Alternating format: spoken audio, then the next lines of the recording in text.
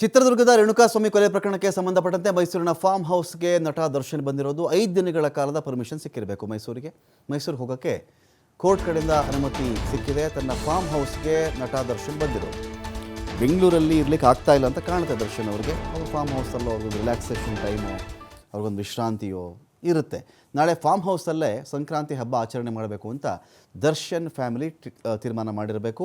ನಾಳೆ ಅವ್ರಿಗೆ ದರ್ಶನ್ಗೆ ಪ್ರಾಣಿಗಳೆಂದರೆ ಇಷ್ಟ. ತಮ್ಮ ನೆಚ್ಚಿನ ಸಾಕು ಪ್ರಾಣಿಗಳ ಜೊತೆಯಲ್ಲಿ ಸಂಕ್ರಾಂತಿ ಆಚರಿಸಬೇಕು ಅಂತೇಳಿ ದರ್ಶನ್ ಡಿಸೈಡ್ ಮಾಡಿದ್ದಾರೆ ಅಂತ ಕಾಣುತ್ತೆ. ಇದೀಗ ಫಾರ್ಮ್ ಹೌಸಲ್ಲಿ ದರ್ಶನ್ ಸದ್ಯಕ್ಕೆ ಇದ್ದಾರೆ.